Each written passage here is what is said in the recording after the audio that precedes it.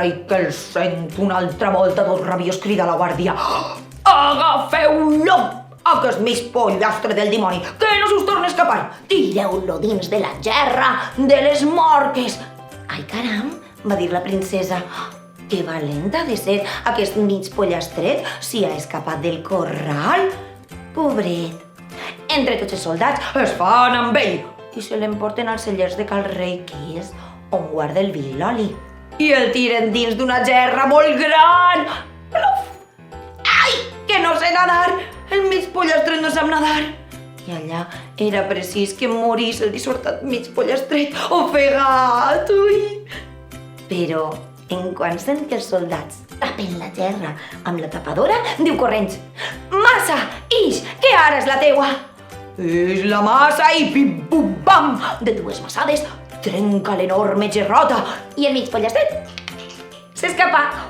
L'oli s'escampa per tots els cellers reials que es queden convertits en una pista de patinatge. Els soldats intenten perseguir al mig pollastret, però pof, s'esvaren i cauen de cul a terra. D'allí a 5 minuts ja cantava la cançó que sabem una altra vegada damunt la reixa de la porta.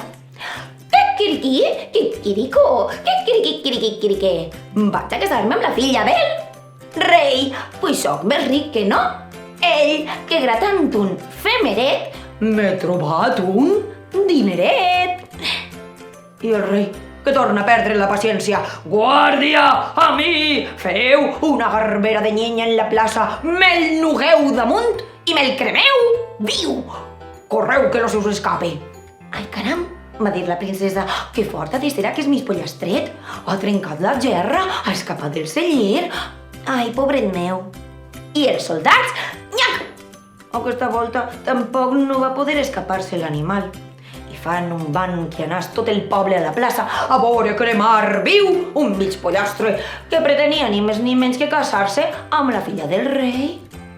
Tirorí, tirorà, es fa saber que per ordre del rei a la plaça del poble es cremarà aquesta vesprada un mig pollastret per voler ser més que el rei. El mig pollastret, nugat ja, anava escoltant els comentaris de la gent que es congregava al voltant de la garbera de llenya. Ben bé que se li està, per voler ofendre el nostre rei. Diuen que deia que anava dient per la comarca que és més ric que el nostre monarca. Com s'anava a casar amb la filla del rei, un animaleu així, que quasi no se li veuen ni els esperons, no és més que un jovenot esbravucat. El mig pollastret es deixava dir, no obria el bec per dir ni mu. Bé, els pardalers no diuen mu, això ho diuen les vaques. Els criats acabaven d'endomassar el cadafal, un cadafal per a que el rei i la cort pujaren tots mudats a presenciar l'execució. I va pujar el rei, visca el rei! I va pujar la reina, visca la reina! I va pujar la princesa, visca la princesa! Quan el rei, la reina i la princesa prengueren seient reial, un soldat que porta la torxa a la mà s'acosta a la niña i bota foc a l'encenall. La garbera de troncs i fustes comença a esclafir per totes bandes, clis, clis, clis, clis, mentre la gentada crida amb la boca oberta. Oh! I enmig dels esbufecs de la foguera sou la veueta de mig pollastret que diu: «Riu, fes ara la teua!» I el riu zum ix per el bec de l'animaló i apaga la foguera més prompte que canta un gall i arremet contra el cadafal del rei i de seguida hi ha aigua a mitjan de cuixa de tots els presents. Ai! Que se'm xopa la falda! Diu la reina. Ai! Que se'm xopa la falda! Diu la princesa. Ai! Que se'm xopa la falda! Diu el rei, que també porta falda. Ai! I allà se'n va el riu per totes bandes, arrasant hortes i camins. El mig pollastret, tranquil, es deslliga. Mira la plaça, que havia quedat mig deserta, i sols veu el rei, la reina i la bella princesa, que estaven damunt del cadafal. Quiriquí, quirico, quiriquí. Vaig a casar-me amb la filla del rei, pues soc més ric que no ell, que gratant un femeret m'he trobat un dineret. El monarca no el deixà quasi ni acabar. El crida i li diu: ets pollastre! No hi ha més remei. M'has convençut. Pots casar-te en voler amb la meua filla, però ha de voler ella. Ai, caram, diu la princesa, que poderós que és aquest mig pollastret, que ha dut un riu sencer.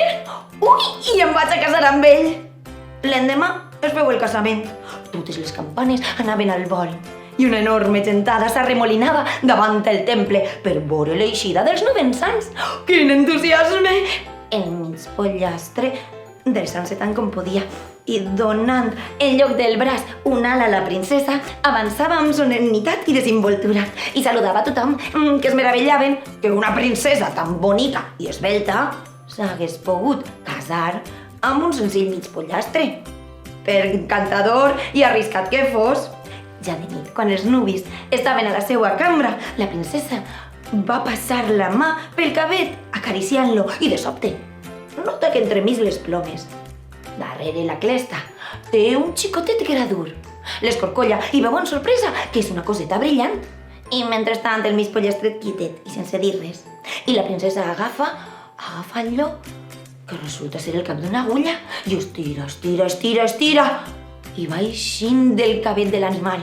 I quan acaba d'eixir tota l'agulla, pum! Es sent un tro, s'omple l'estança d'una flamerada blavosa i el mig pollastret es torna un príncep garridíssim que li diu, emocionat: princesa meua, gràcies et done per haver-me desencantat. Soc el fill del rei de les Aitanes i soc també el teu espòs. Si és que ara que reprenc la meua figura d'home, confirmes el reial sí que em donares quan era mig pollastret. T'agrada encara? La princesa, és clar, estava enamorada del mig pollastret i no li va importar massa el fabulós canvi. I visqueren molts anys de plena felicitat.